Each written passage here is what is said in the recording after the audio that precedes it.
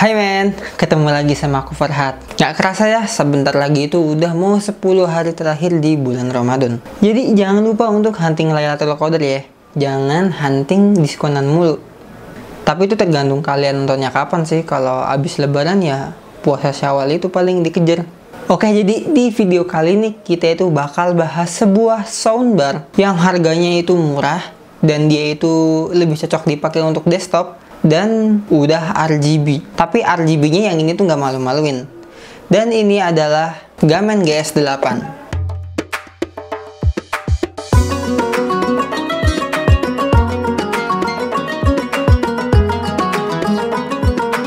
Di bagian packagingnya di sini tuh kita bisa lihat ya, kalau di bagian depannya itu ada gambar dari soundbarnya. Ukurannya boxnya gede ya, lumayan. Padahal soundbarnya itu nggak segede ini. Warnanya tuh merah-merah PDI atau PSI.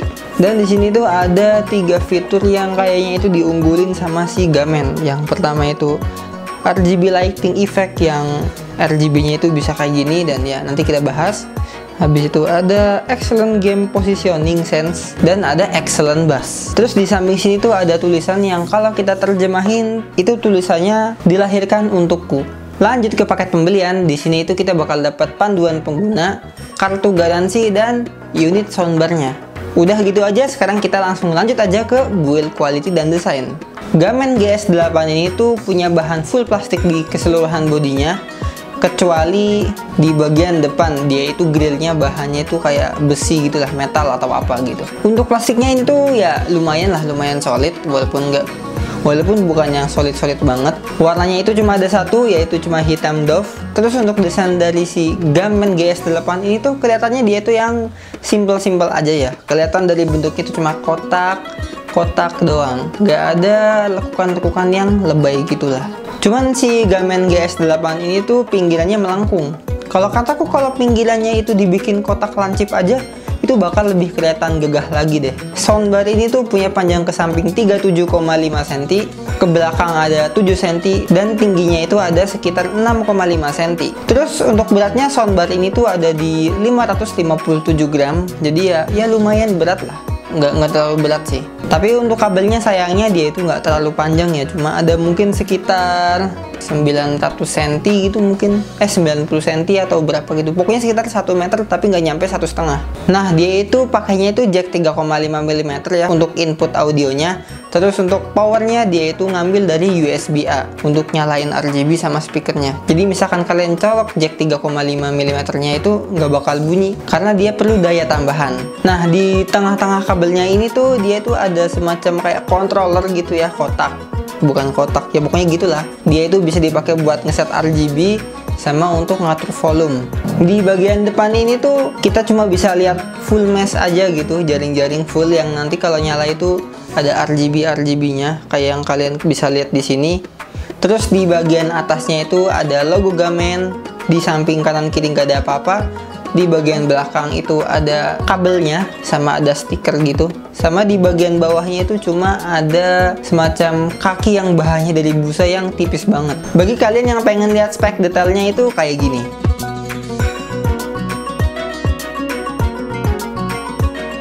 Sekarang kita langsung lanjut aja ke user experience. Dari desainnya, soundbar ini tuh bagiku tuh kayaknya cocok lah buat setup yang pengen yang minimalis aja gitu. Karena lekukan-lekukannya itu simple.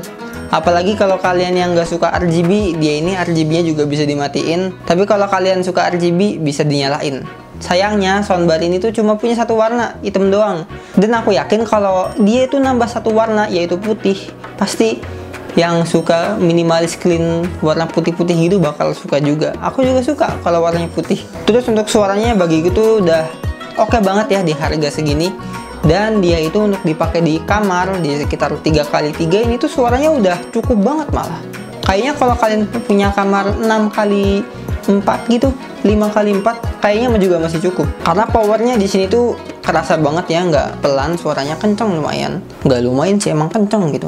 Tapi jangan kalian bandingin sama speaker yang ada subwoofernya karena beda ya. Nah, untuk karakter suaranya dia itu lumayan padat ya, lumayan bulat juga. Bassnya juga nggak hilang. Ini tuh kubandingin sama speakerku yang lama, yang soundbar itu yang merek apa ya?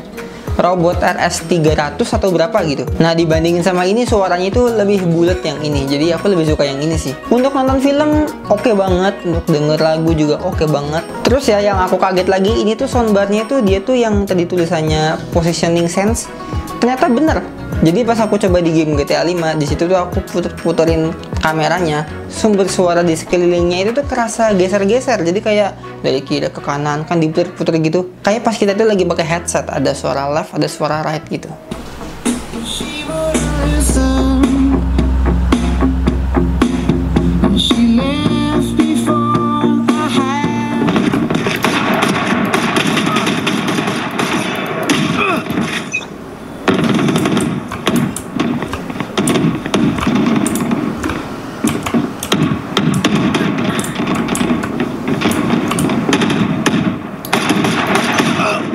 Oke, internetnya sih juga.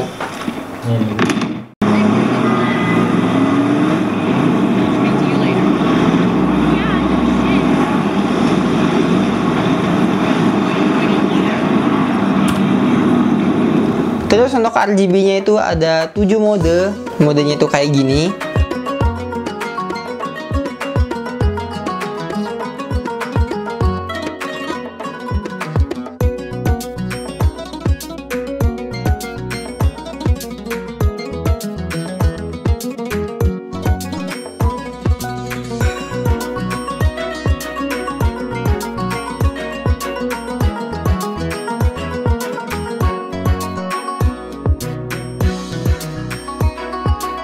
Tapi sayangnya dia itu nggak punya memori, jadi begitu kita matiin dan nyalain lagi dia bakal ke mode default. Kalau di sini tuh aku sukanya yang color cycling yang kayak gini ya, simple aja. Sebenarnya aku tuh ngarep tuh ada yang kayak warna cyan solid color gitu atau ungu solid color gitu. Karena di sini tuh cuma ada 3 solid color, yaitu hijau, biru, dan merah.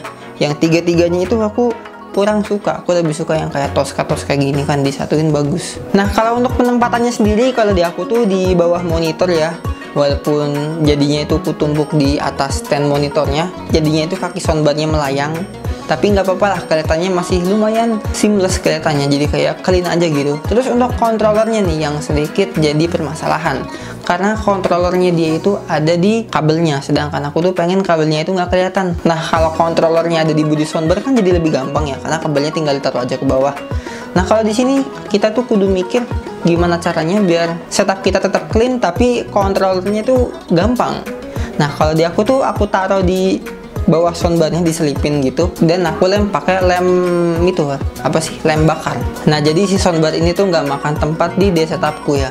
Oh ya, untuk monitor 24 in dia itu lumayan ada sisa ya. Mungkin kalau monitor kalian tuh 32 in kelihatannya tuh kayak ngejomplang banget, monitornya gede, soundbarnya kecil. Nah kesimpulannya, soundbar ini tuh cocok banget buat kalian yang pengen beli soundbar RGB yang desainnya tuh minimalis, RGB-nya juga bagus, dan suaranya itu cenderung ke bulat gitu lah, basi gitu lah.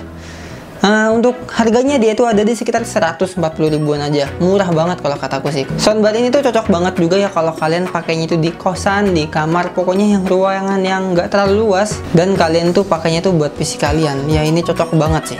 Oh iya, bagi kalian yang mau beli soundbar ini, linknya itu udah aku taruh di deskripsi, jadi kalian tinggal klik aja. Like kalau kalian suka dan share ke teman kalian yang lagi nyari soundbar murah di harga 140 ribuan yang kualitasnya itu bagus. Dadah.